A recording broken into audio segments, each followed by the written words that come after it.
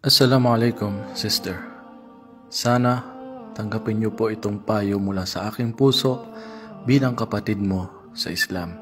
Ako po si Ibrahim Casey at sana huwag niyo pong masamain itong sincere na mensahe ko bilang kapatid mo sa Islam. At paalala na din to sa aking sarili, sa aking magulang, sa aking mga kapatid na babae na kagaya niyo din. Hindi ko ginawa itong video para magmalaki, para ipakita na ako ay relihiyoso at ikaw ay hindi, or ipakita na ikaw ay makasalanan at ako ay hindi. Lahat po tayo ay makasalanan. Lahat ng anak ni Adan ay nagkakamali at nagkakasala. Ako rin po ay makasalanan na tao. Kung magiging pabango lang o amoy ang kasalanan, ay sigurado iiwas kayo sa akin sa dami kong kasalanan na magiging amoy na mabaho. So ako ay dito nagpapakumbaba at nagpapaalala lamang bago kunin ng Allah ang aking huling hininga sa mundong ito. At least nakapag-iwan ako ng sincere na mensahe para sa iyo bilang kapatid kong babae sa Islam. Sa panahon po natin ngayon ay maraming mga pagsubok, mga tukso, mga lumalaganap na kasalanan sa paligid natin. At ang masama po dito ay pati ang ating mga sinasabing mga tagasunod ni Propeta Muhammad, mga sinasabing Muslima na naapektuhan din sa mga technology, sa mga bagay na hindi nila namamalayan na paunti-unti na silang kinakain ng sistema. Hindi yung apps ang masama, bagkus na sa tao na gumagamit. So paano natin gamitin ito?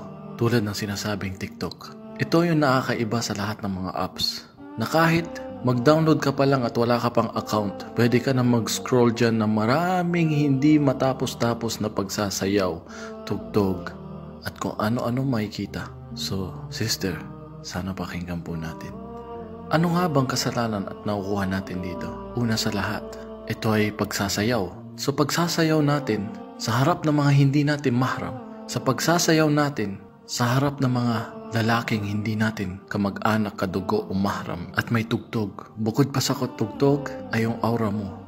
Kahit nasabihin natin isa ka pang hijabi, niqabi, walang nakikita sa iyo.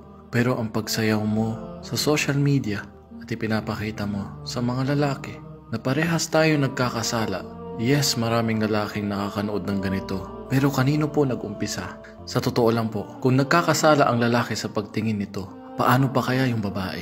Yung babae ang nagbigay ng kasalanan sa lalaki na makita ang kanyang katawan. So doble ang kasalanan na nakukuha ng babae. Una sa lahat, kung nagkasala ang isang lalaki sa pagtingin sa kanyang TikTok video sa pagsasayaw, ay kung may kasalanan na 1% ang lalaki, ay sa kanya doble. Dahil nagkasala na siya sa kanyang sarili at binigyan pa niya ng kasalanan ang ibang lalaki.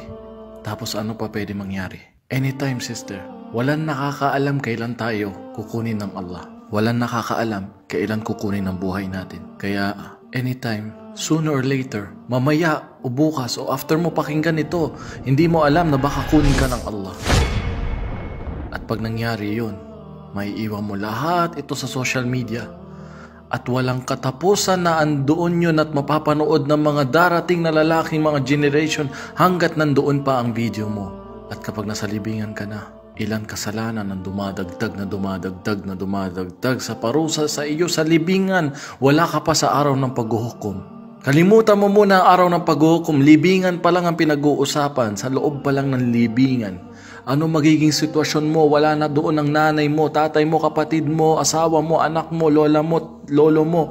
Wala ni kahit sino isa doon o kahit sa daming libo mo followers sa TikTok ay wala ni kahit isang kaibigan na sasama sa iyo sa ilalim ng libingan ng 6 feet below na madilim na ikaw lang mag-isa sa loob.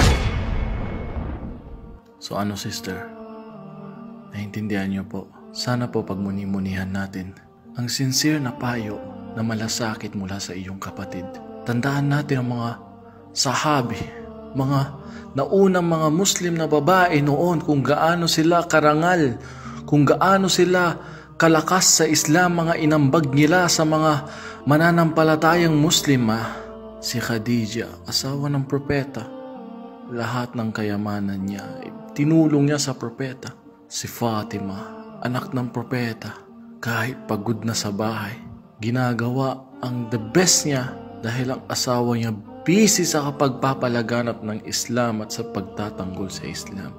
Si Aisha, asawa ng propeta, halos ang daming sa ulo na hadith na ginawa ng propeta at naturingan isa sa unang scholar na babae ng Islam.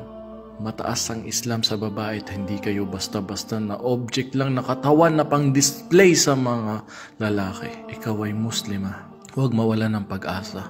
Ang Allah ay nag-aantay. At sobrang saya ng Allah kapag ikaw ay nagbalik loob sa Kanya. Naway gabayan tayo ng Allah. Kailan ka babalik, sister? Nag-aantay lang ang Allah para sa'yo. Gusto mo ba siyang maging masaya sa'yo? Mabigyan ka ng paraiso na gusto mo sa kabilang buhay? Mabigyan ka ng tamang lalaki na hinahangad mo sa mundong ito? Tiis lang. At isa kang diamond na bulaklak na mas higit pa sa lahat ng ito na sobrang importante sa Islam. May pag-asa pa at magbalik loob. Inaantay ka namin, inaantay ka ng Allah. At sa kabilang buhay, may magandang paraiso siyang pinangako sa mga tao sumunod sa Kanya. Marami pong salamat.